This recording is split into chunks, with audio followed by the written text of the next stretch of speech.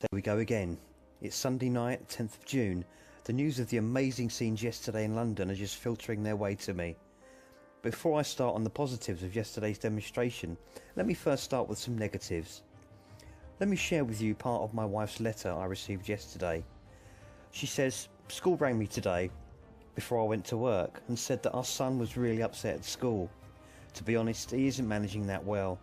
He cries at every opportunity there is. His mate Sam said to him, 'I'm doing a 5k run with my dad.' And our son said, 'Well, I can't do it with my dad,' and ran off crying. He cries himself to sleep and sleeps with your pillow and asks me 50 times a day what day is dad coming home. I can't even give him a rough date yet because you haven't been given any. Just have to keep telling him it's not for long, nothing will change, and he needs to be brave and to make you proud.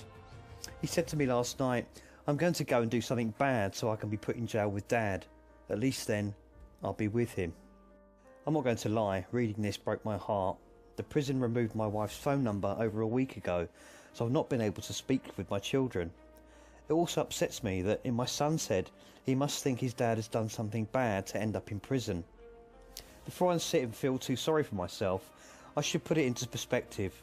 I'm away from my family for a short duration.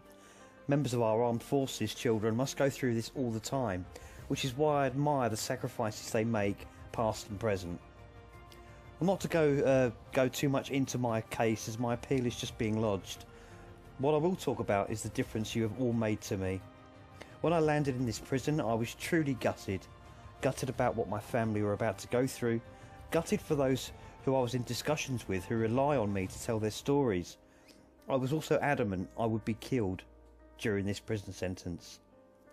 When I was leading the EDL, I was sentenced to 10 months in prison in 2012. I was separated from everyone for my own protection and kept on solitary confinement for 22 weeks. I believe this was because the government feared what may happen on the streets if I was murdered in prison. Lee Rigby was beheaded in 2013, and our government witnessed that a soldier can be beheaded and no one will really react. I was then sent to prison in 2014 for 18 months. I was literally fed to the wolves. I was lucky to escape alive, fighting my way through violent beating at the hands of Muslim inmates. The government knew I could be killed and no one would really do anything. It was a sad moment for myself, realising that if I murdered, my death wouldn't make much difference or change. I also realised my family would not be looked after and would go on to struggle for safety and stability. Oh, what a change 4 years makes. In the first few days here, I began to hear that thousands are protesting outside 10 Downing Street. This was within 24 hours of my abduction by the state. I was told the petition had reached 100,000, and then 300,000, and then 500,000. I heard people were climbing the gates of Downing Street. I thought the people telling me must be getting it wrong. They must be confused with our Day of Freedom demo. I was completely unaware what was unfolding outside of the prison was a worldwide Free Tommy movement. I was in danger in my first days in this prison, housed with Muslim prisoners. Then something changed. I was whisked from my cell and wing and taken and separated to safety. I believe now this was the moment Lord Pearson spoke up about my safety. His actions could have literally saved my life. I then heard protests were spreading across the globe. I heard politicians, police and barristers were speaking out. I've heard so many people who have sat on the fence for years were now speaking out. To hear that 20 to 30,000 people travelled to London this weekend to stand in solidarity with me is an amazing feeling. I truly am gobsmacked at the reaction from the public. I feel so loved and appreciated. I receive a bag of letters and emails every day. I read every one. I'm so grateful. I want to say a thank you to every single person that has supported me. I understand how difficult it is to speak out. I understand that many people would have faced a backlash from friends or even from work for speaking out on my behalf. I am truly grateful to people for standing with me. Free speech is not free when it has a social consequence. I sit here happy that this sentence has backfired on the establishment. Happy that the public reaction has sent a message of the consequences if they have me murdered on this sentence. I've said for so long that there will be a moment in our country None of us know what that moment will be, but it will change the direction of our nation. I think deeply about this, and for a while now I've been sure that I will be murdered for opposing Islam. A scary thought, but not as scary as thinking it will make no difference. Although now I sit here smiling with the belief that my murder would literally start a revolution. I'm standing laughing out loud. That may seem mad, but knowing this is so satisfying. I've always said I'd sacrifice my life tomorrow if it would end the Islamic takeover of our beautiful land. Our battle is not as simple as against flesh and blood, but we battle a system, a corrupt system. Sitting here gives you so much time to think. We can no longer be looking from the outside in. We must involve our voice and our movement into politics. I have so many plans on what I want to do when I get out. To hear that Geert Wilders travelled and spoke in London is so exciting for me. When I started my activism, I looked to Geert and the life-changing decisions he made to speak out against Islam. He has been an inspiration to me. I can't list all the people I need to thank, as there are so many. But I know Alex Jones at Infowars would be leading the shout for my freedom. I love him, he cracks me up.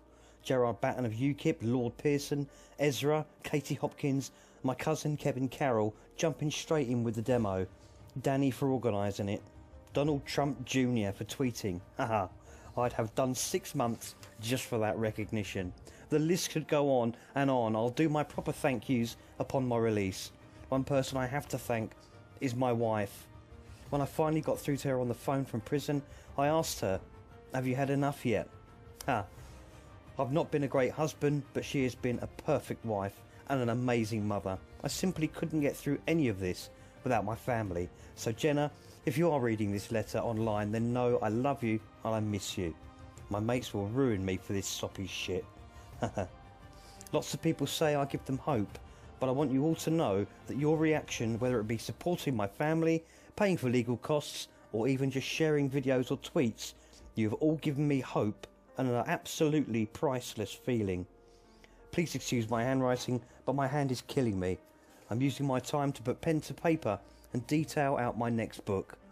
I was already working on it before this sentence, working title The Battle for Britain, basically bringing Enemy of the State up to date and also looking into the future.